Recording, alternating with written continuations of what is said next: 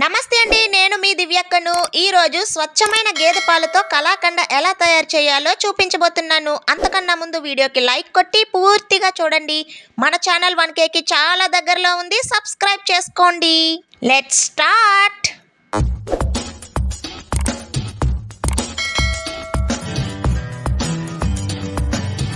మా వారికి తన స్నేహితుడు గేదె పాలు తెచ్చిచ్చారంటండి. అవి అన్ని పాలు ఏం చేయాలో తెలియక నేను కలాకండ చేద్దామని డిసైడ్ అయ్యి కలాకండని ప్రిపేర్ చేస్తున్నాను. ముందుగా దీనికి పెద్ద బాండీ తీసుకోవాలండి. అది ఖాళీగా ఉంటే చాలా బాగుంటుంది అనమాట. పాలన్నీ పోసి మనకి లీటర్ పాలు వచ్చినాయి కదా, అవన్నీ పోసాను. నెక్స్ట్ ఏంటంటే ఇందులో వాటర్ పోయకూడదండి అస్సలుని. ఇప్పుడు బయట మనం కలాకండ కొనుక్కుంటాం కదా, చాలా కాస్ట్ పెట్టి కొనుక్కుంటాము. అలా కదండి, ఇలా ఇంట్లో తయారు చేసుకుంటే చాలా టేస్ట్గా ఉంటుంది, చాలా ఆరోగ్యకరంగా కూడా ఉంటుందండి. ఇలా పాలన్నీ కూడా మనం తీసుకున్న పాలలో సగం పాలు అవ్వే వరకు కూడా ఇలా మరిగిస్తూ ఉండాలండి. ఇక్కడ 2 స్పూన్ల నిమ్మరసం తీసుకున్నాను నేను. ఆ నిమ్మరసానికి 2 స్పూన్ల వాటర్ పోసి కలుపుతున్నానండి. డైరెక్ట్ నిమ్మరసం వేయకూడదు, ఇలా కొంచెం వాటర్ కలుపుకుని అప్పుడు నిమ్మరసాన్ని వేసుకోవాలండి. అది కూడా ఒకసారే పోసేయొద్దు, 2 సార్లు 3 సార్లు కింద చేసుకోవాలన్నమాట. నేను ఇలా 3 సార్లు వేసాను.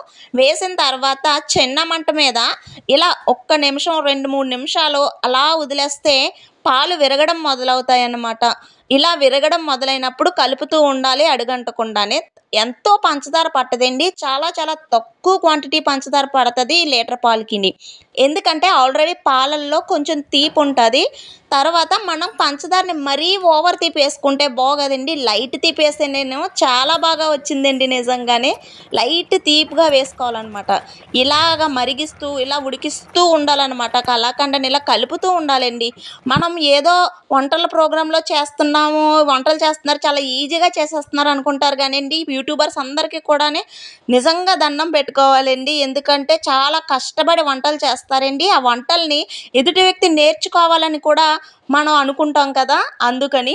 తర్వాత నేను నెయ్యి వేసి ఇలా కలుపుతూనే ఉన్నానండి. ఆ నెయ్యి మొత్తం అంతా వదిలే వరకు కూడా మొత్తం కలుపుతూనే ఉన్నాను బాండీలో అడగంటకుండా చూసుకుని. ఈ రెసిపీని తయారు చేయడానికి నాకు ఇంచుమించు 45 or 50 minutes, అంటే ఇంకా గంట సేపు పట్టిందండి. కానీ గంట సేపు పట్టినా పర్వాలేదండి, పిల్లలకి ఇలా వండి పెట్టడం అన్నది చాలా హ్యాపీగా ఉంటుంది. మీరు కూడా నేర్చుకుంటారని నేను అనుకుంటున్నానండి. ఇంత ఈజీగా ఇంత సింపుల్ ప్రాసెస్తో చాలా చాలా బాగుంది. టేస్ట్ విషయానికి వస్తే మాత్రం మీరు ఎవరైనా కొత్త వారు నేర్చుకున్నప్పుడు ఈ ప్రాసెస్లో ఈ క్వాంటిటీస్తో చేస్తే కనుక మీరు ఇంకా మీకు వంటలు అద్భుతంగా వచ్చనే పొగడతనైతే పొగిడించుకోవచ్చు అనమాట మీ వాళ్ళతోని. కొత్తగా వచ్చిన జంటలు ఉంటాయి కదా, కొత్తగా పెళ్ళైన వారు కట్టని సరదాగా ఏదైనా వండుకోవాలి చెయ్యాలి అన్నప్పుడు చక్కగా ఇలాంటి కొత్త కొత్త రెసిపీస్ అన్నీ తయారు చేసుకోవచ్చు అనమాట. బయట క్రీమ్ మిల్క్ వాడతారు కదండి, ప్యాకెట్ మిల్క్. మేమైతే ప్యాకెట్ మిల్క్ వాడమండి, ఎందుకంటే మాది పల్లెటూరు కాబట్టి మాకు స్వచ్ఛమైన పాలే దొరుకుతాయి అనమాట. అంతేనండి, అయిపోయిందండి. ఇలా చాలాసేపు ఉడికించిన తర్వాత నేను బ్రౌన్ కలర్ వచ్చే వరకు ఉడికించుకుంటాను. అంతే. కలాకండ చూసారా ఎలా కనబడుతుందో చూసారా కళ్ళకి. తర్వాత నేను గాజు కప్పులోనే నెయ్యి రాసేసి ఇలా కలాకండనంతా తీసేసుకుంటున్నానండి. లీటర్ పాలకి కలాకండ చూసారా ఎంత అయ్యిందో. అంటే ఎంత అవడం అన్నది ముఖ్యం కాదండి, ఎంత టేస్ట్గా చేసుకున్నామో మనం తృప్తిగా తిన్నామన్నది ముఖ్యం. ఇదే ఒక పీస్ కొనుక్కోవాలంటే ఒక 20-25 రూపీస్ పడుతుందండి మా ఊర్లో అయితే. మరి మీ ఊర్లో ఎంత పడుతుందో కామెంట్ చేయండి. ఇలా కాసేపు చల్లారిన తర్వాత మనం ఒక ప్లేట్లోకి తీసుకుని ఇలా బౌల్ని తిరగేసేస్తే ఇది ఆటోమేటిక్గా వచ్చేస్తుందండి. తర్వాత మనం పీసెస్ కింద కావాలితే ఎలా కావాలితే అలాగా మనం కట్ చేసుకోవచ్చు అనమాట. చూసారు కదా కలాకండ ఎంత ఈజీగా ఇంట్లో తయారు చేసుకోవచ్చో. ఇక ఒక్కసారి మీరు ప్రయత్నం చేస్తారని నేను అనుకుంటున్నానండి.